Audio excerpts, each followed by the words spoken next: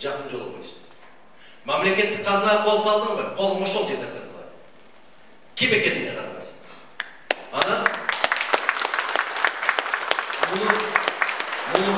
Аны қошып ал, стабилдүүлүк үчүн деген түшүнүктөр мага иштебейт.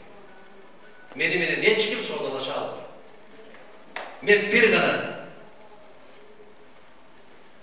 жараткан Аллахтын буйругун калдайган калктын каалоосун гана аткарам. Башка кишинин аткаруусун каалоосун мага тиешеси жок. Биз ушу жолду тандап алганбыз, ушу жол менен барабыз. Мугалимдер түкүрүнүп жерге тепкилеп. Бизди ушунча саат эртерээк алып барып коюп, калтырап өлтүрмөй болду. Сизди бирөө кыйнатуу бар. Директор айтты. Айланайын, эжеке. Директор эмес, кайнатаңыз айтса да кылбайсыз. Анан кантип директордон коркуп каласыз? Сиздин өзүңүздүн барыңыз келет ошол жерге. Кандай дейсиз? Жигиттер, студенттер айтышат. Зачеткабызды алып койду. Эмне үчүн алып койду? Силер өзүңүз студент катары коркосуз, эртең экзамен тапшыра албай калган. Эмнеге? Окуган эмес. Баары бири-бири менен аралашканда. Саламатсызбы дейт. Мен Каракылжадан болом. Бизде биримдикте иштеген адамдар кайрылга садырга иштеп жатышат. Куттуу болсун. Садырага 100 миңге чейин кредит алгандардын процентин азайтып койду. Бул пара эмеспи дейт. Өзүңүз суроо берип туруп, жообун жазып коюпсуз аягына. Эне каалайсыз менден? Кандай окуңуз керек? Мен сиз менен 100% кошулам. Туура? Суроону бердиңиз, жообу бар. Кредиттин процентин азайтып койду. Бул пара эмеспи? Пара. Сатып алуу. Бир аксакал барат дагы базарга коюн саттып, торпогун саттып, бирдемесин сатып берет. Эми уктурлар, аябай көңүл коюп туруп уктурлар. Маанисин түшүнөсүздөр ошондо. Ошол торпогун сатып, кудуңдап сүйүрүп, чөнтөгүнө салат дагы акчасын. Баягы багыттык таксиге түшөт, маршрут деп коесуңар, маршрут.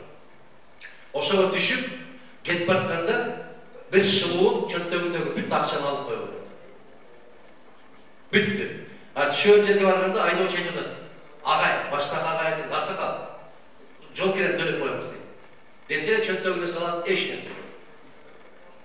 Бул деген жаман нерсе. Бүтүндө акчасын алдырып койгон бул жаман нерсе.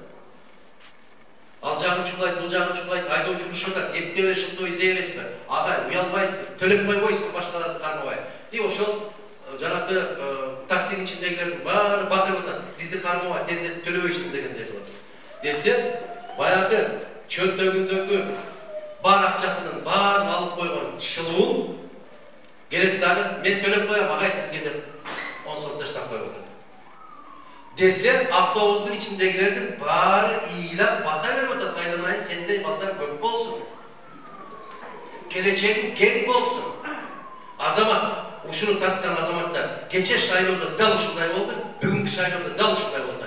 Терибизди тилип, кан какшатып, каныбызды соруп алган азаматтар келип, учунан бирдемени ыргытып койсо, биз бата берип атабыз айланайын. Биз ошолорду көтөрүп атабыз. Биз ошолорду таза экен деп атабыз. Биз ошолорду көтөрүп, тескерисинче мага окшогондорду барып ошолорго кошулбайсыңбы деп мени да кыйнап атасың. Мен антип уурулук кыла албайм кечирип койгон. Мен андай жол менен баргым келбейт. Мыйзам чыгаруу жыйынына ушундай кишилер баруу керек, мыйзамды түшүнгөн, конституцияны түшүнгөн. Жок дегенде моундай кылып бирөө жазып берсе, ошону окуй ала турган азамат керек. Жазып бергениңди окуй албай атат. Ошону ким жиберип атат ал жака? Сиз, менин элим Кыргызстан жиберип атат. Неге жиберип атат? Ичип алып, жеп алып, алып жиберип атат. Кандай болду? Демек, булактын башы ким экен? Биз. Биз кандай адамдарды көтөрсөк, ошондой адамдар барат. Кандай дейсиз?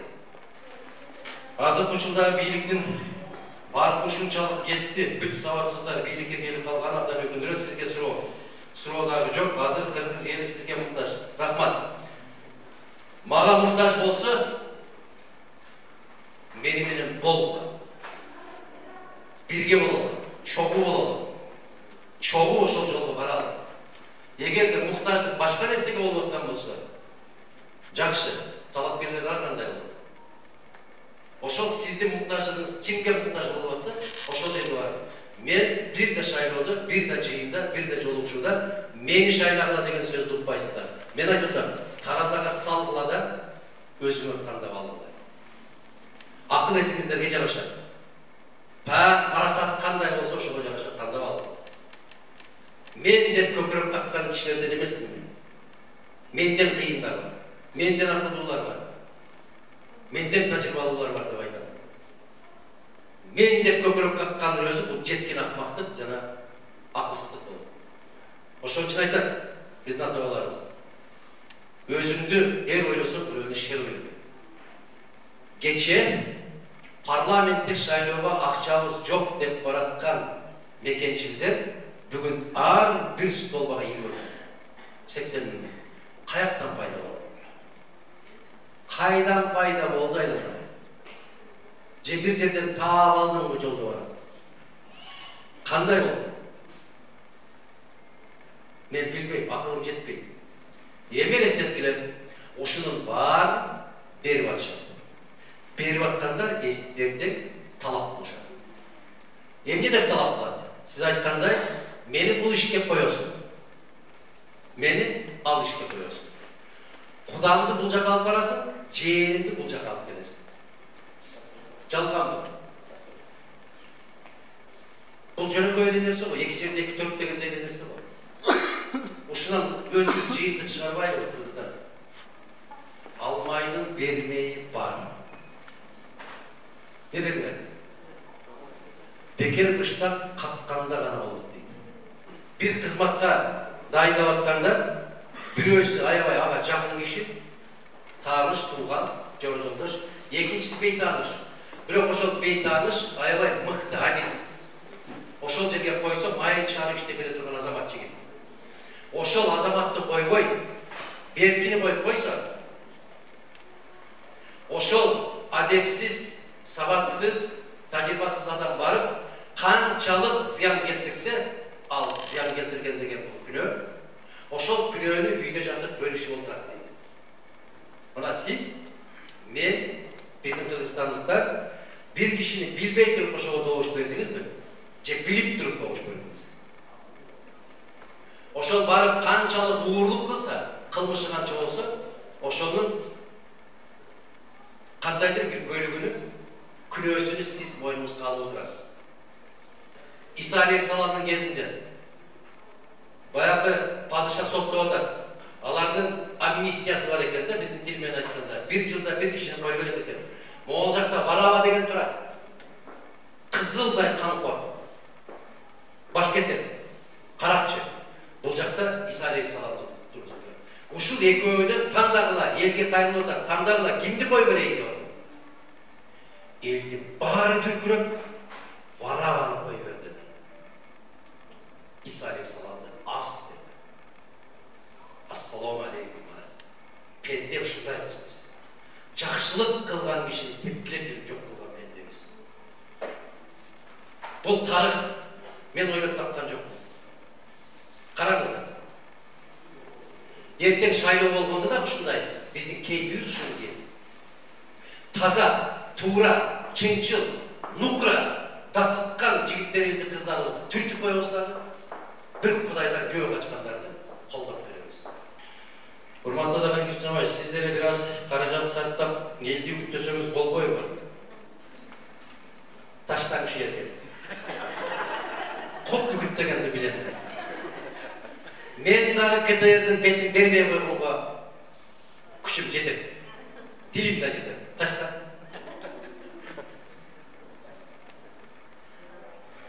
Бийликке барып Кыргызстанды оңдош үчүн аракет жасаңыздар дейт. Жасасаңыздар, акчага күн тийген жакка оогондор өтө эле көп биздин элде дейт.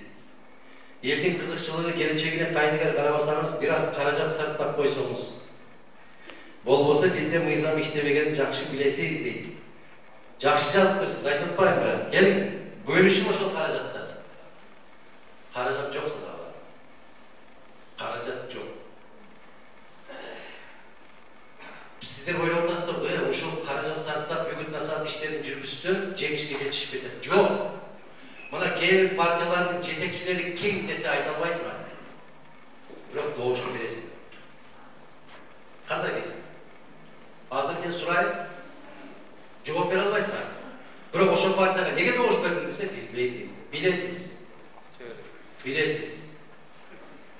Мына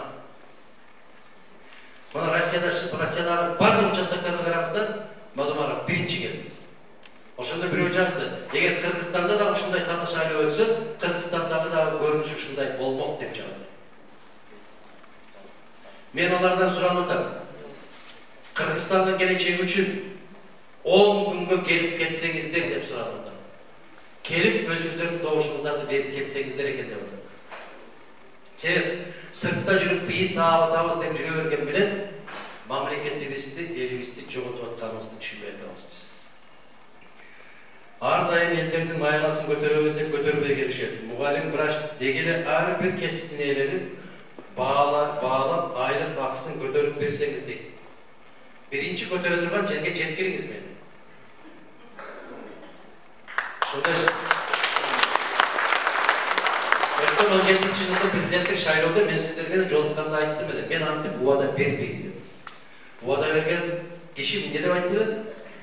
Булар 24 миң кылса, мен 25 миң кылып берем. Булар ай пенсияларды 10 миң кылса, мен 11 миң кылып берем. Бул дәл-дәлчи да. Базардагы дәл-дәлчинин сөзү. Мына абалары билет, куда келе турганда базарга чыгабыздар. Bir kozunu tandap alıp, barbaraka dep koldu silke verip akırıp akıl bulasınlar da. Men, hormatlı jigitler, kızlar, munu dünyanın rahatından baş geçken kişi. Munu dünyanın rahatından berilmeyin. Mağa maşinandağı, bayrağındağı, üyündağı, kiyimindagi mağa tük kızıgı yok.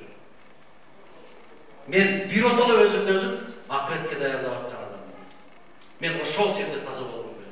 Oşol jerde köprödөн çırpkap ötüp ketkim kelет. Oşol jerde Amirimdin açılbастыгын ушул күнгө чейин жасаган күнөөлөрүмдөн ыйлап кечирим сурайм. Мына ошол бул дүйнөдө баш кечкенбиз биз. Бул дүйнөнүн кызыкчылыгы.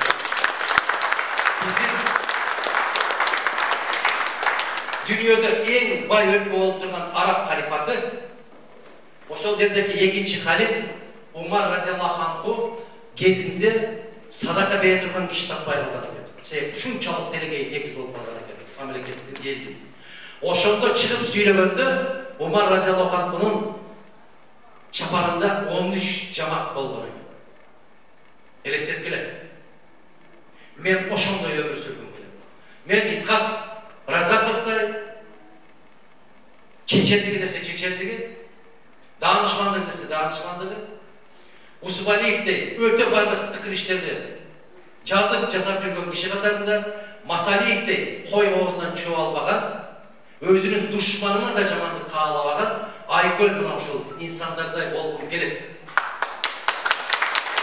Биздин жүрөгүбүз ооруп калган. Ким келсе дагы бузулат дейбиз.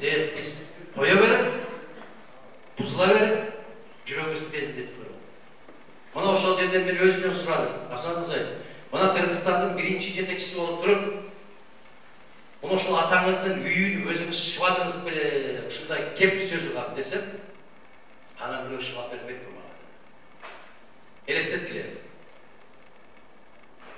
Кыргызстандын падышасы отпуска алып келип, өзүнүн энеси отурган үйдү өзү ылай жасап алып, тебелеп, ошону шыбап атканын элестеткиле. Бүгін елестетіп көрді да, же Атамбаевтың, же Сооронбаев, Жээнбековтың, же азыр болом деп аткандардын ошондой шымаланып үйшүп алып. Бирөөнү да атай албайсыздар. Сен бүт баарына азап көрсөтүп жүрүп өткөргөнбүз бул дүйнөдө. Өзү негизи Салижан Жегетов агабыз айткандай, кыргызга орусча сүйлөмөгөнчө ишенбейт дегендей, мен айта берип чачып алам. Ушуну 10 жылдан бери айтып келем. Азыркы 5 жашар балдар кийин 10 жылдан аман койсо, 10 жашар балдар 20га чыгат да келсем ошол суроону кайтып берем. Неге мен жакшы жасаган иштеримди айтпайсың? Nege ушинтип турушуңар керек? Жагабы? Жагымды.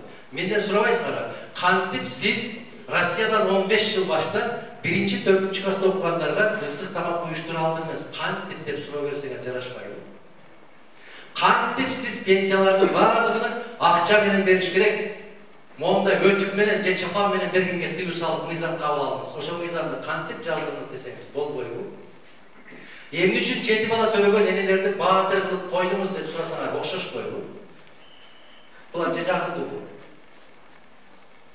Эми бул каркырап мен картайтып бүт тушкан. Мен мындай мисал келтирип айттым. Мен өзүмдүн үйүмдөгү өсүп аткан терек бар. Күз келгенде аябай жалбырагы жерге төгүлөт. Анан каарып калды. Кудай сактасын, Бишкекте соңку кездерде аябагандай каттуу шамал. Ошол терек Кудай сактасын ушул жакка карай кетсе, бүт бар. Ошол өзүмдүн короомдагы турган теректи кесиш үчүн мен кимдерге гана барбайм, айламайм. Кел акыл жүктөм. Мен акимчиликке барам. Андан зеленкозго барам. Зеленкозго барам. Андан кийин барып баягы тазалык деген бар, ага барам. Мен 5-6 кишиден барып рухсат сурап, келип кол койдуруп алгандан кийин гана ошол теректи кесе алам. Садагам кыргызым менен. Калдырган жайлоодон адака берип жиберген болсо, эр экен, кандай дейсиңер? Жигит экен. Демек колунан баардык иш келет экен да, кандай дейсиңер? Шайлоодон өтпөй калсаңыз эмне план дейт? Өтүшүңүзгө тилектешпиз, бирок болбой калса деген ойда дейт. Башат деген сөз экен. Бул биринчиден биз баардык нерсеге жаратканга гана баш ийебиз. Көз ачылып жумулганга чейин эмне болорун Аллахтан башка эч ким билбейт. Биз өтөбүз деп да көкүрөп какпайбыз, өтпөй калышыбыз мүмкүн деп да мүңкүрөбөйбүз. Биз үмүт менен, жакшы тилек менен Аллах насип кылса, жеңиш биз тарапта болот.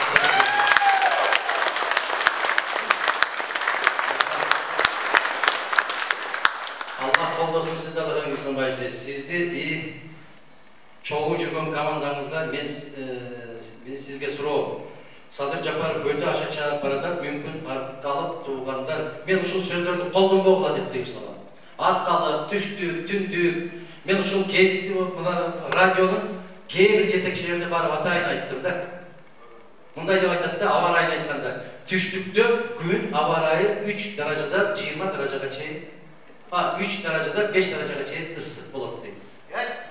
Бул кандай бул?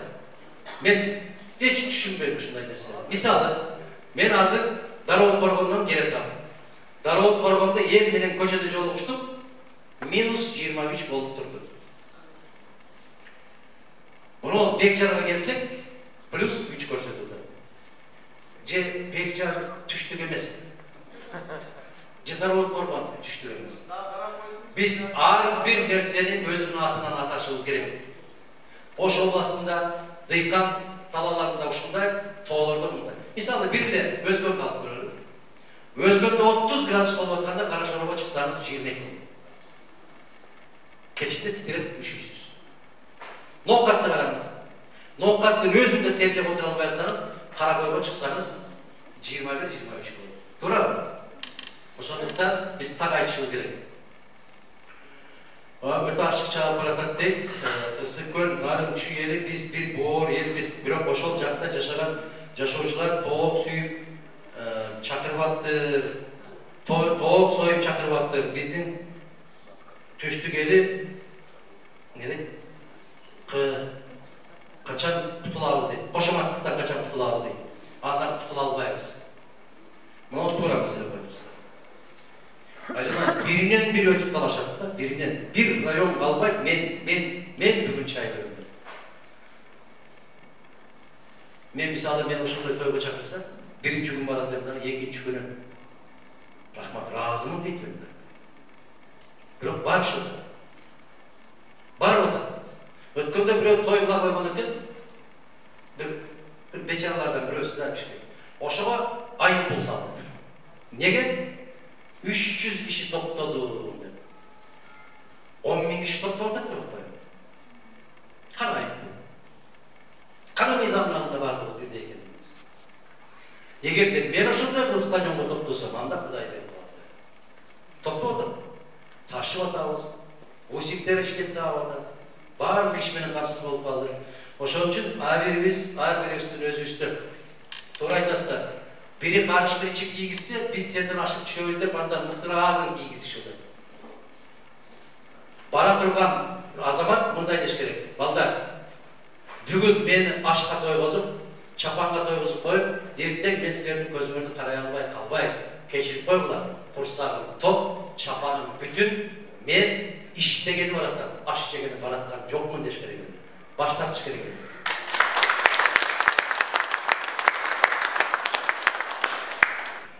Eliniz üçün, өлkөңүз üçün күнөөгө батып болсо дагы бир нерсе кылыңызчы суранайын.